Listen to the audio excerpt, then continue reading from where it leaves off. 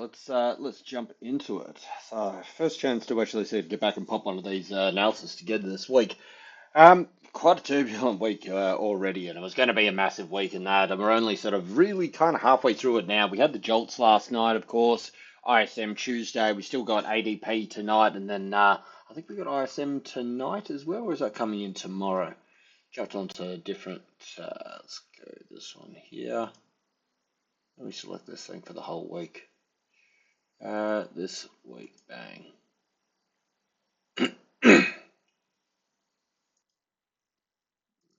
Apply there.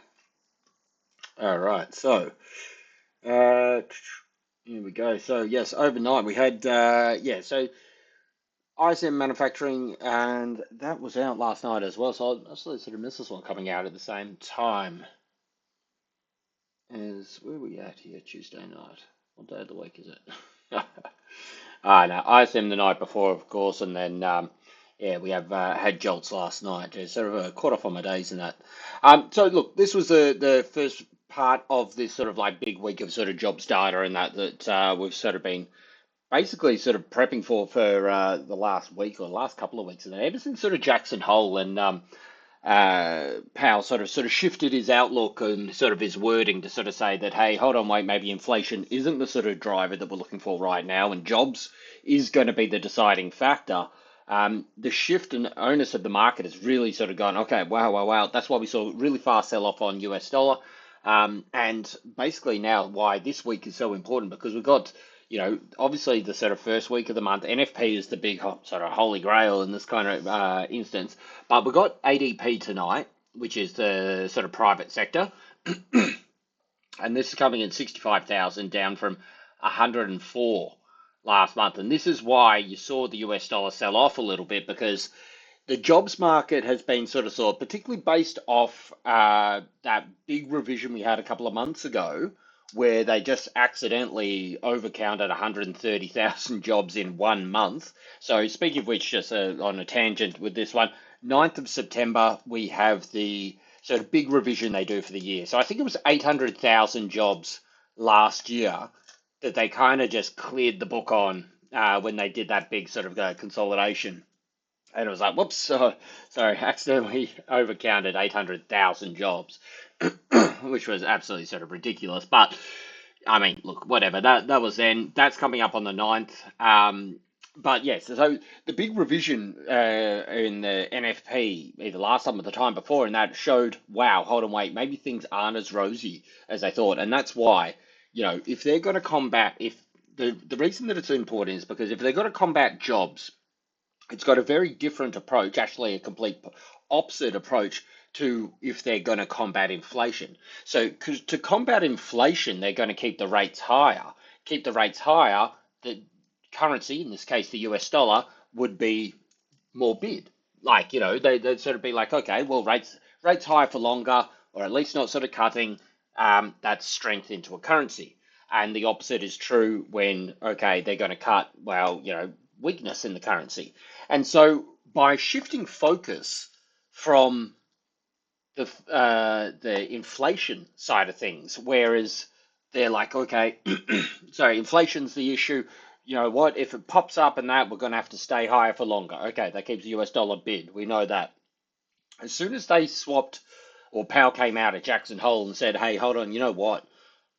We're looking at jobs more. Well, the way that the Fed would react to jobs, and based off the fact that we had that big revision down just prior, made people go, wow, okay, well, they're not looking at inflation, they're looking at jobs now. Jobs are looking pretty weak. What's the way that the Fed would address that if we see that as their number one driver that they're looking at, and if they're going to react? Well, if they're going to react with jobs, they're going to cut rates. And that's why US dollar sold off like an absolute stone and got absolutely obliterated down. So that sort of sets the stage for this week that we're sort of coming into now. So we had, as I said, look, we had ISM numbers and that the other night, which I don't think were particularly good as well. I don't actually use this is the first time I've been using this economic calendar, so a little bit slow, sort of flipping back and forth with it all. But as you can see, yeah, a bit of ISM data coming out, weaker than expected. So again, a tick in the camp for a weaker US dollar there. But if we sort of flick back here, as I said, the focus this week is really on the jobs. And so overnight we had Jolts, and Jolts came in a little bit lower than expected. So we had 7.3 previously, expecting 7.4. Call it 7.4, 7.4. It's pretty much flat. You know, I mean, when you get into those numbers, a couple of thousand numbers either way, maybe 500,000, but you know what I mean. It was in the ballpark. It came in weaker. And Jolts obviously is the job openings. And again, when you sort of play these things out, in what kind of economic sort of situation are you seeing people advertise for jobs a lot more? Well, you're doing it when you're prosperous. You're going to think, hey, look, you know what, we're pumping, we're doing really well, we're not worried, we're expanding, we're pushing out, we're going to need more people, let's advertise more. And obviously, that's a little bit of a snapshot of, okay, well, you know what I mean? Things are okay. And the same is true in the other sense of it all. So if we're seeing a lowering, look, it wasn't a drastic drop off. It was still decent. I mean, you still got 7 million jobs opening there, but you got 7 million jobs in that sort of, which is a decrease, and you got to play that out. So when would you be doing that? Okay, well, look, we still need to, survive. I mean, the world's not blowing up. Economic data isn't completely terrible, but till we're a little bit more certain, let's just work with what we've got and we won't sort of advertise as much. And if, I mean, that's probably a fairly simplified sort of explanation of it all, but this is how the market will tend to sort of react to these things. The number wasn't a massive miss. And also Jolts isn't the big number of this. This is just the start of the jobs data for the week. But again, it's just one of those ones that you plug in, particularly when we're talking about jobs. This is what's this is what they're kind of talking about. It's the jobs advertised, it's the jobs added, so ADP in the sort of private sector, government sort of roles, and then you've got NFP, which is the big one, which is the one that is really going to sort of shape the market. So that kind of number coming in fairly flat. We saw US dollar sort of sell off a little bit. It did hold its midway point, which I'll get to in the charts in a moment. We saw gold sort of take advantage of that. Gold has just been on an absolute rip, of course, but it has been coming off this morning. And so on and on we go. Sort of through today, we had a bit of Aussie data out earlier. So where we at here? Wow, that's a fairly big beat for the Aussie over here. I actually saw a headline, probably more saying.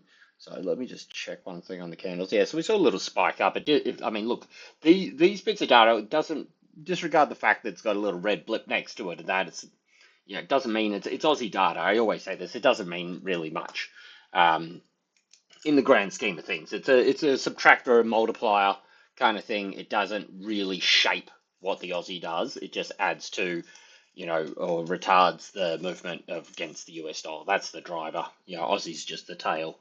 Um, but had a little bit of spike up and a drop down there. So, yeah, I mean, look, not too bad for them there. Trade balance up. Bang. We've got imports down a little bit. Exports down a little bit. Okay.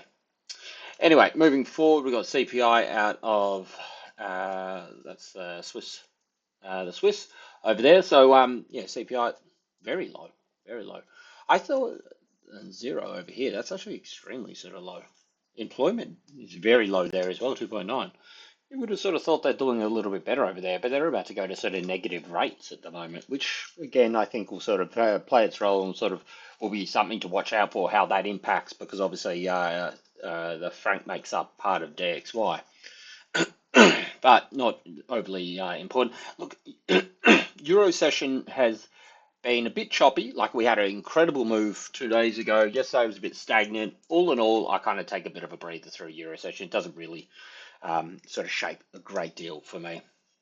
Moving forward, we do have retail sales over in Euro, and they're looking to sort of tick down, so a little bit of a worry there as well. So again, these sort of things, if you were to sort of play it out, retail sales I find, I actually don't watch it directly with the Euro, but with the US, it seems to sort of hold a bit of weight. Aussie, again, not a great deal. But the theory with it, obviously, if there's sort of people aren't spending, well, if they're not spending, i.e. sort of retail sales are down, well, what do they have to do? They're not going to raise rates because people aren't spending. They're saving their money. They're keeping it in their pocket. And why do you do that? You do it because you're worried. So, why does that matter? Because the way that the ECB in this case would address this would be potentially putting a tick in the cutting, more dovish side of things. If people are spending heaps, that's when inflation goes up. How do they attract? How do they combat inflation? They raise rates. Same as opposite for the other. So if they do come in a little bit weaker, look, I don't think this is going to be, oh my God, market moving stuff, particularly with ADP a couple of hours later. But it is something that could see a little bit of a weakening of the euro, which obviously makes up a large part of DXY. So if they have a shock number here and comes in strong, plus weak retail sales over in Europe, that could really put some pressure on the top side of the range with DXY. ADP is the main one, pretty much on the board for today, and then we've got a couple of jobless claims and all this kind of stuff coming out. I've actually swapped to these guys FX trade. There's a lot more breakdown in these bits of data than there are in whatever that other one was I was using. Can't remember the blue one. FX something, of course. But where are we at? So we got so a little bit of a tick down coming over here. So again, this is the private sort of sector with it all. So this will be interesting to sort of see. I did hear something that because of course everything here's a lagging month. This is for August. That this will be a little bit quieter. I would assume possibly maybe because it was the sort of like end of the summer and this kind of thing. So maybe that'll sort of retard the numbers a little bit. Not 100% sure to that, but the reaction of the market will be very much, if this is weak, we'll see US dollar sort of sell down because it's lower jobs advertised, lower jobs in this area. And I mean, it's people are going to sort of be like sort of a little bit negative US dollar on that kind of stuff. But again, if it comes in average or if it comes in bumper, then there's a chance that we do see US dollar sort of maintain a bit of a bear. To see if we can. Okay, this one doesn't have the charts. Not quite sure. I'll have to play around with this a bit more. Moving on from this, then we have sort of better said jobless claims. Okay, initial jobless claims. So this is pretty much the one that we'll kind of be looking at. We've got a whole slew of data coming out here, actually. So these kind of bits and pieces, because they don't sort of really cover them, they're not really a headline one that I'll sort of be paying attention to. Initial jobless claims. Now, this is the weekly one. That's fairly sort of stagnant there, which isn't too bad for them. Do we have what's the dashboard do? Gives us a little bit of a chart. Well,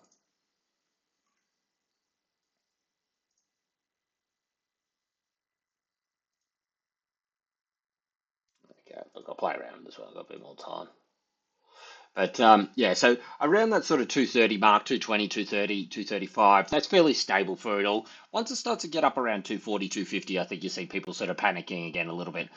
These ones are obviously initial jobless claims. They're coming out weekly, and it's something that sort of like you can see the market sort of take on board, but it's because it's quite regularly updated. Unless you get shock numbers, you're not really going to get a great deal of movement off the back of this. But again, it's the jobs, and this is the talk of the town at the moment, and this is what everybody's kind of looking at. And so what they'll be doing is putting all these things together where they've got sort of job openings, they've got government jobs, they've got how many people are initially applying for it, the ongoing sort of ongoing unemployment as well. These kind of things are going to stack up, and obviously lead into how the market kind of positions itself prior to NFP. And then, of course, got a big night of data tonight, and they've also got ISM coming out here as well. So services have been a little bit of the stronger side of stuff, pretty much across the board, and that manufacturing seems to have been down with most people, but services and that seem to be a stronger kind of number. So again, this is something that sort of people will be looking at. It won't be the big sort of mover. I think ADP will be the big talk of the town with it all, but again, it's just something to sort of either bolster the idea that if you get strong economic data, strong jobs growth, or growth, basically jobs growth, so sort of jobs added, that's kind of like going, okay, well, economy's not that bad. We're still employing a bunch of people. The Fed said that they're looking at the jobs to be the sort of trigger for whether they cut on the 17th of this month. So we're only 2 weeks away, less than 2 weeks away. Was it? Yeah, less than 2 weeks away.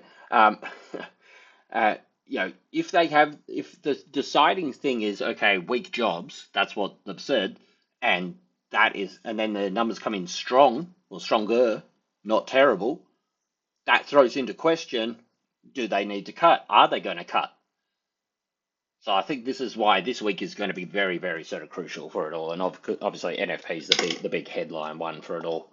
So yeah, fair bit of data coming out tonight, so some interesting stuff to keep an eye on. So let's jump on the charts and that.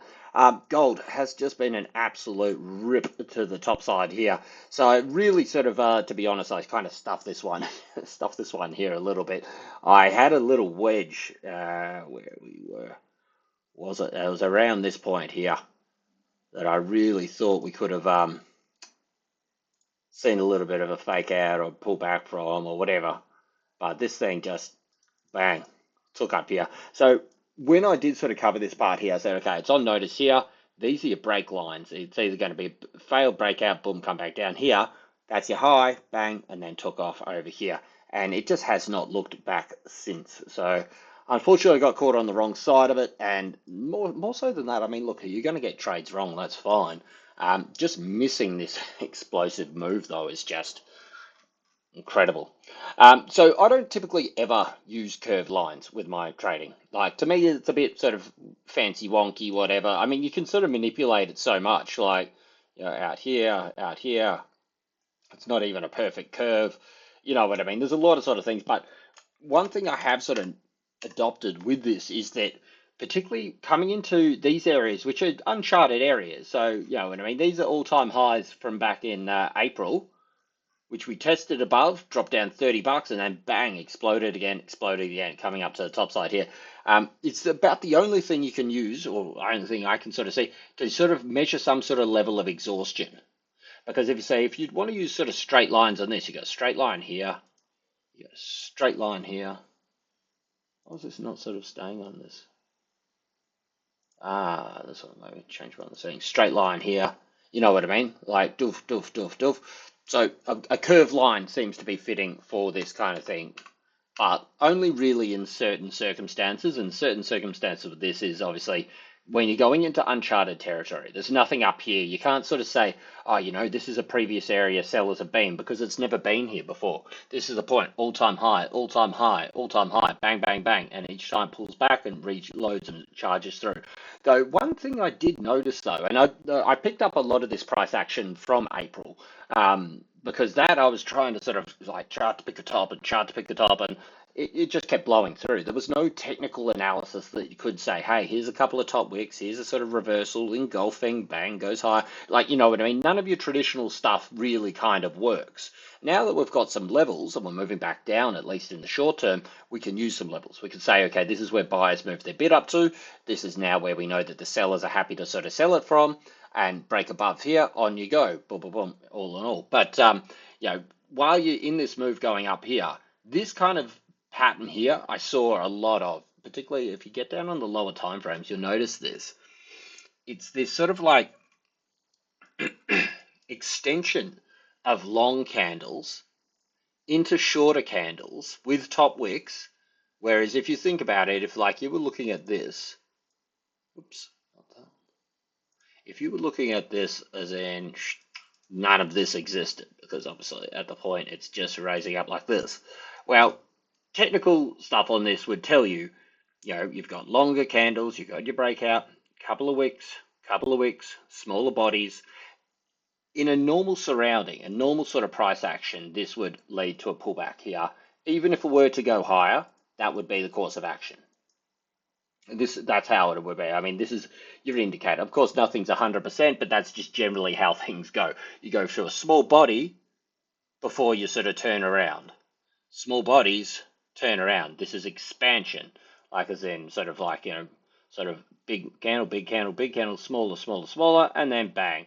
Small candles at the top, bang. So if you think about it, so like I heard a good sort of analogy of this years ago, but it's sort of like a ball. So like, it's got all this pace when it goes up like this, but then eventually it gets to the top and it's like small, small, small, and it's almost hits it like there's a point at the very top where a ball's just motionless in the air. and then it comes back down and it picks up speed again like that.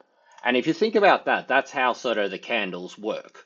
Like, in a normal sort of price action kind of surrounding and that. Like you'll get these big fast moves up like this, like you're throwing the ball and it's accelerated out of your hand, but then it sort of hits these smaller, little, smaller, and then boom, comes down and expands, and you get those sort of faster moves as it sort of comes back down. So that's the idea of sort of how the sort of price action will work with sort of candles and that. Big, large, long candles moving up, tight, tight, tight, tight, tight, tight, and then pulls back. Doesn't mean it's coming back here kind of thing, but that's how you pick a top. Well, how you try to identify a top, I should say.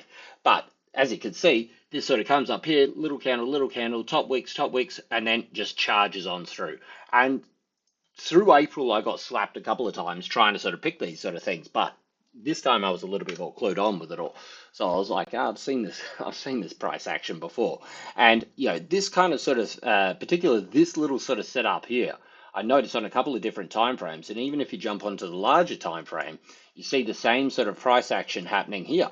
Expansion up, little bodies, top wicks, top wicks. So just as the same as that last example, effectively this doesn't exist.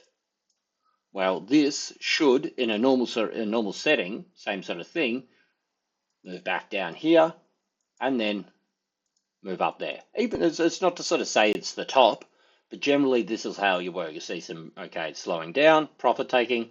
You see the buyers move up their bid, attack those real highs, and then sort of keep on going. And that's just how price action typically sort of will work. But this time, obviously, because we're sort of going into uncharted territory, because we're going into areas where, one, the price hasn't been there before, and for whatever reason, this thing's just grinding and charging up through, you can't apply your normal sort of technical analysis to it, at least not on the way up. Now that we've got some levels to build on, we can actually do this. We can move up here because we know the sellers are here. We've got the information on the chart. Here are the sellers. Bang. Here were the buyers. Bang. Here were the buyers. Bang. Here are the buyers trying to hold this level. So you need that information to be able to apply normal sort of technical analysis. But unfortunately, sometimes this thing can just keep on grinding and grinding up, which we saw obviously in April as well. But as I saw, a bit of a sell-off once this thing sort of did break through this little sort of curved line that we had coming through here. Bit of a sell-off this morning, bang, back down, testing the support area where we sort of expected to see a reaction. And that's the important thing. Sort of when you're sort of picking out these support lines and that, nothing's a guarantee, nothing ever holds, but there's a high chance, if you can chart these things correctly, there's a high chance that you can sort of pick an area where you will see a reaction. And then from that point, you're going to get one or two things, well, one or three things actually, but realistically, one or two things. It's either going to recover or it's going to break down. They're your two real options. Yeah, you can sort of consolidate, but as you can see, as you consolidate sideways, it's just to continue. Or it could be to sort of come back down. So this is an area that we expect to see some reaction. Yeah, it overshot. That's fine, because you know what? If I'm long, and I'm one of these guys that sort of trails their stops like through these levels, well, you put your stop here, breaks to a new level, consolidates, breaks higher, you move your stop from here, you move your stop up to here, and what do? They come down and they sort of clip it and take it out. Doesn't mean that this is the end result, but it means that people are targeting this. You see a reaction, whether they're dip buyers, whether they're closing shorts and covering, you're going to see that reaction there, and that's exactly what we saw. Now the question is, do we have more selling pressure to go? Because it's not like you think about all the volume it took to go up here. That's not out now. It's just that we could expect new participants to jump in at this level where they were buying it just yesterday, and that's what we saw. They sort of came up here. The question is, are there enough new participants jumping on board here to combat this move?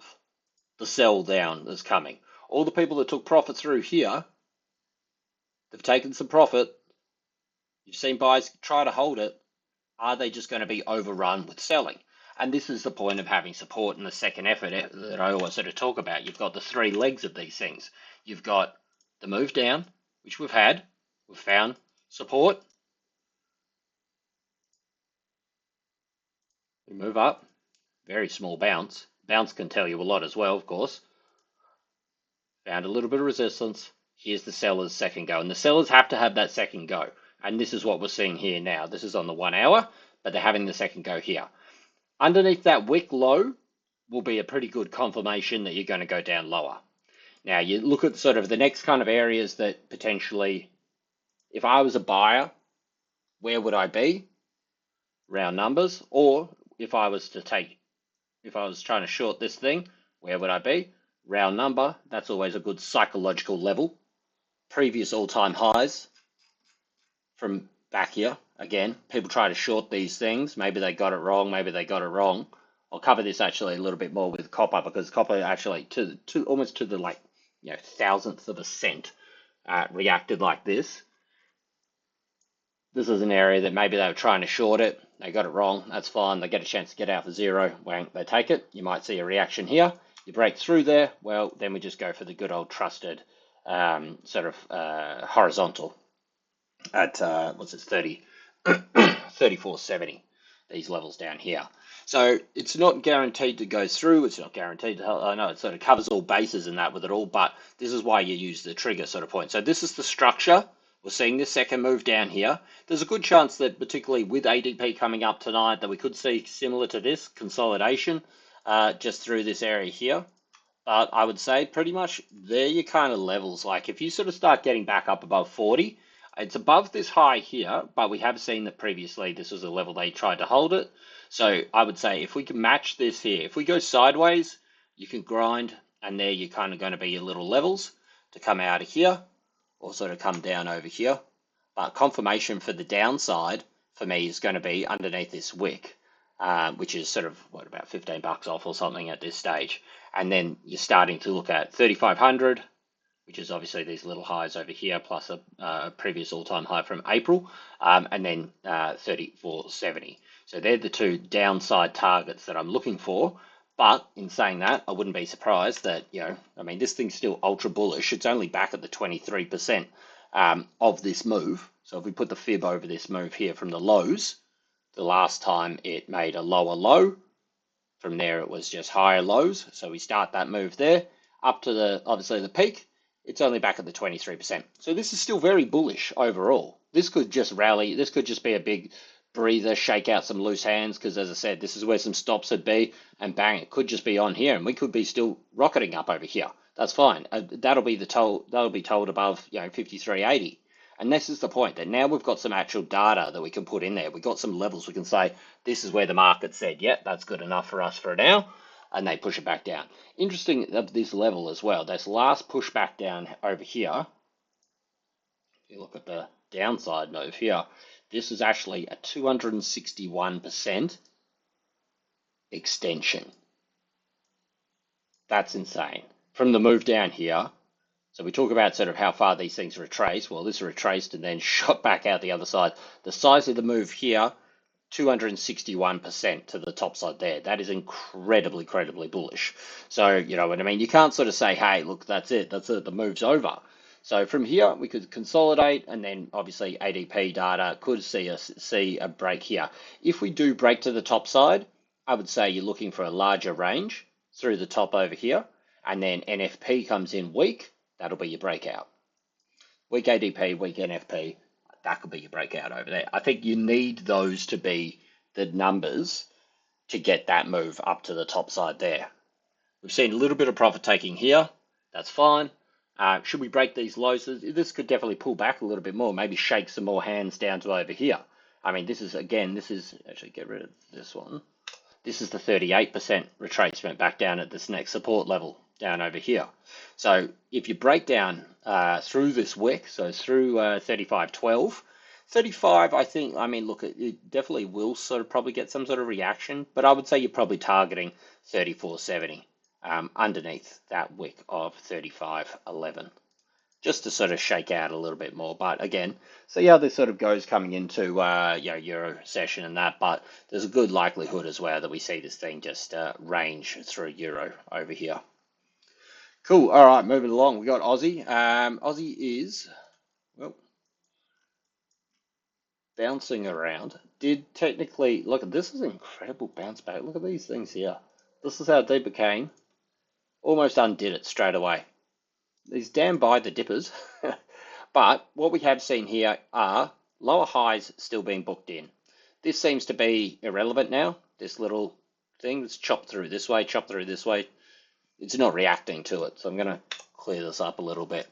This was something, but again, it reacted to it, but kept pushing up.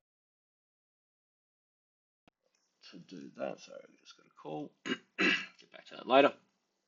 And now we can look at what are we sort of seeing more recently with this kind of price action. And there's a little bit of a sort of channel coming up here, which we're kind of sitting right on the support of, which comes up a little bit long here as well. Not perfectly there, but you know, this is something that potentially we could see use as a little trigger to move down here, because you know it's come down. It's this big buy up over here. Speaking of which, actually, if you look at these levels that I mention all the time, so 90s, 60s, and 20s for Aussie, and I say these things, it's always a guarantee that you're going to get a reaction at these levels with Aussie. 60 was the top, came back down here, overshot 90, but I said 90s is where you're going to get a reaction. Never goes through them and chops straight through them. So if you're coming down hard into the 90s, you either take profit or put your buys down in over here, and then bang, look at the reaction that it sort of came back up here. 60s, 90s, 20s, and now have bounced back through that as well. So it's something that you can see the market, like obviously nothing's to the actual point, but you can see time and time again how much these levels get reacted upon. So if you're trading Aussie, that's just something that I sort of found anyway. But look, if this thing sort of breaks down through these levels here, through 20, I would say that sort of like, you know, probably looking at least back down to the round number. So probably back down to these wick lows over here, as well as it tried to sort of get back down there last night. So where we are here. So a couple of these sort of previous, it's hard to sort of actually put too much to the Aussie because, you know, it has just been an ugly, ugly chart, to be honest. I mean, take this on. I mean, look at this. The thing's just like basically more or less sideways with a slight up. But if you have a look at what I've done here, it is a bit of a rounded top because we are technically putting in lower lows. Well, this actually came in equal with this one. We are technically putting in lower highs. And this is why I think this bounce here will be crucial to sort of see what happens moving forward. It is a sort of little bit of support through here. It is on those 20s, as I said. So we're bound to see a little bit of reaction just past 4 o'clock now. So yeah, into that sort of death hour with it all. So where we tend to see a little bit of a reversal from Asia sessions. But I would say down under here, I'll put a little alert on here, probably moving lower. So underneath, basically underneath that 20.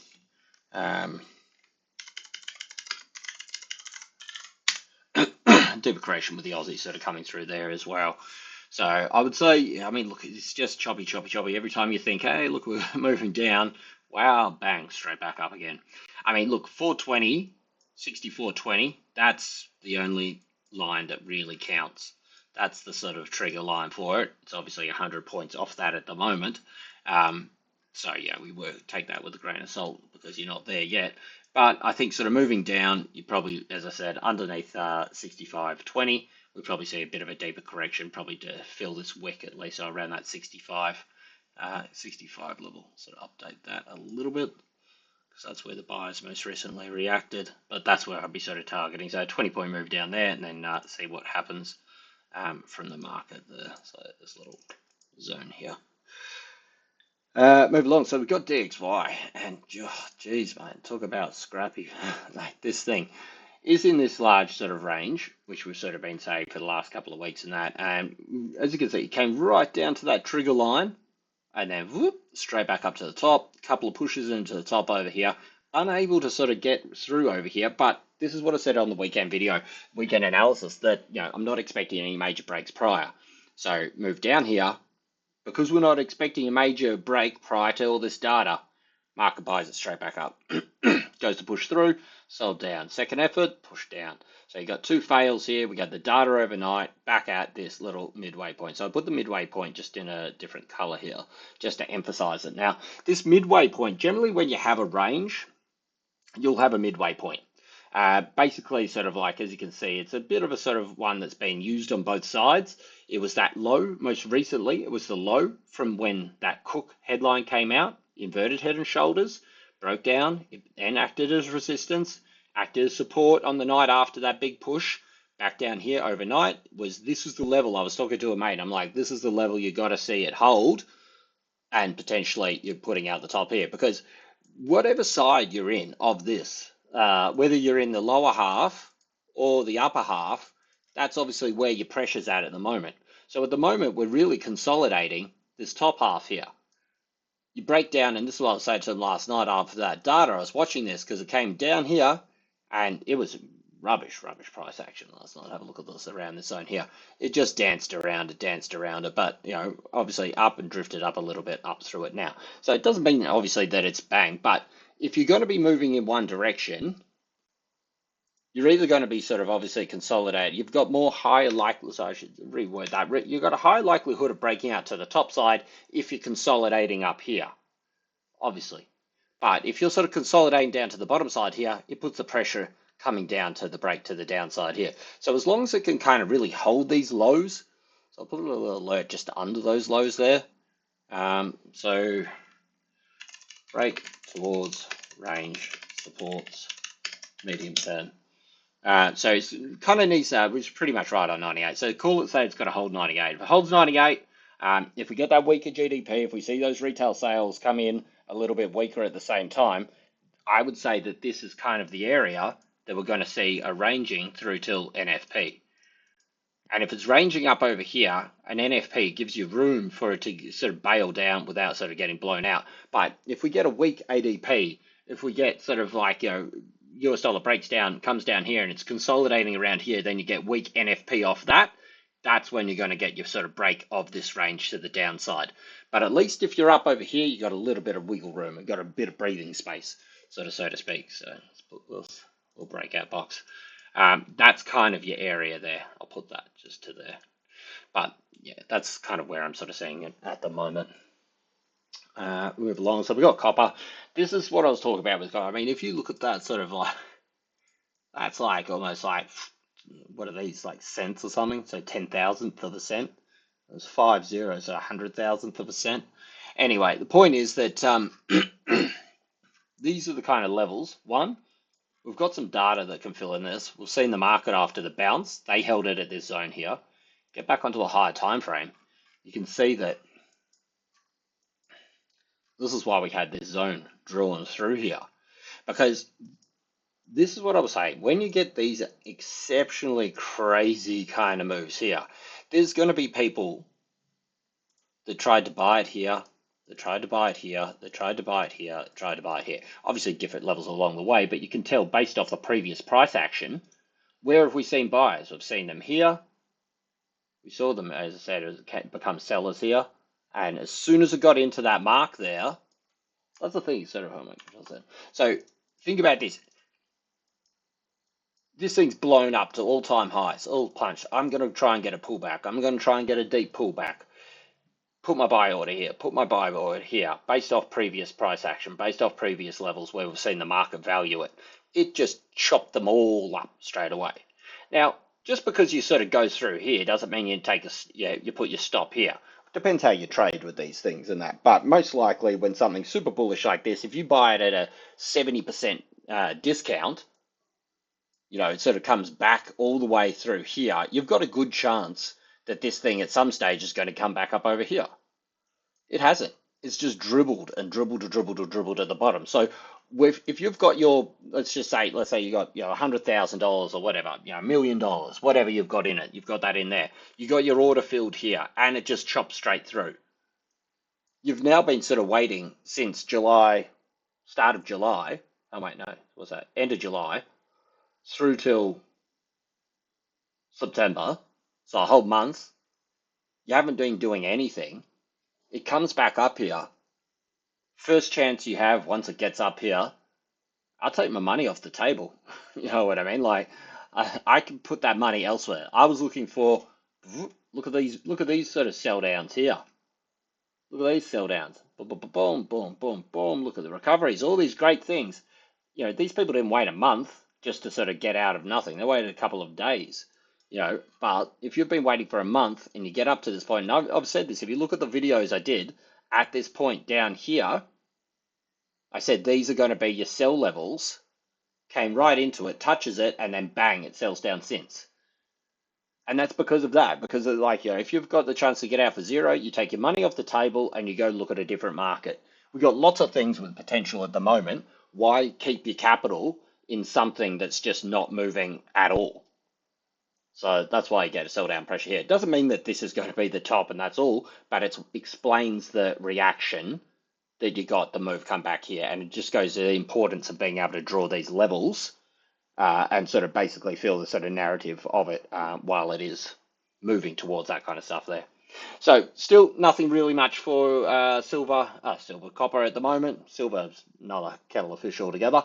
But as I said, I think it's still got work to be done. I still think that this is really just going to be a grind along here. I think this is going to be where you're going to be for a while. And this is why you'd get out of this thing. Look, it could push up, but I guess even I think the upside's limited because I think you're going to find the same problem every time you hit these levels here. You're not even at the 23% of the drop. So, yeah, it's not really a great trade here. But again, copper is more, not more, but it is a good trading sort of thing. But you know, with all the sort of worries about sort of potential recessions and all this kind of sort of garbage going on with the US, that's going to spook people a little bit more. That's not what drove this, but it is something that does come in if you're trading sort of copper to the fundamental side of it, that does sort of come into play. And again, while this is on the negative, the correlation traditionally with Aussie is that strong copper, weak Aussie, strong copper, strong Aussie. The correlations have been out for the bulk of this year, which has made things difficult to say the least. But it is what it is. And so the fact that it's still on its lows is a cross in the camp of strength for Aussie traditionally, and I do think a lot of these correlations will come in back into in alignment and that sort of soon. All right, on with China, and China came off one, so to speak. So you're going to see one here came off. You can see buys moving up through here. It's consolidating underneath this zone. This is the reaction. This was from the weekend. I sort of thought, look, we'll move back up here. This is a big confluence here. This is weekly confluence. Excuse me. This grey zone is a weekly. This yellow line is a weekly from 2022. This is potentially setting up for a large ascending triangle. There's work to be done, but certainly that up above here, that's going to be like, I mean, this is way off, don't really need it here, but that's major break higher if you get above there. You know what I mean? Like, there's work to be done here, but there's no reason that this can't zip down and then sort of squeeze and push back up here. If you get back up above sort of 723, I think that this is going to be going a lot higher, which is going to put weight on gold, which is going to put weight on Aussie. So gold is obviously running super, super hot at the moment. I mean, it's moving 35, 30 at the moment. All these people are calling 4,000. Silver people are calling $50. It will probably go there in time. But the thing is, with these massive moves, typically what it is, those profits belong to everybody that's been buying the dips and holding through the last 3 months of sideways up and down to $300 swings. You know, the profit for those people, for gold to go to 4,000, the profit doesn't belong to the guy that sort of just flicked on the TV yesterday and saw a gold all-time high, everybody, it's going to 4,000. Look, it depends what you're doing. And quite frankly, yes, you could probably buy it, and I would say maybe in 6 months, a year, it'll be at 4,000.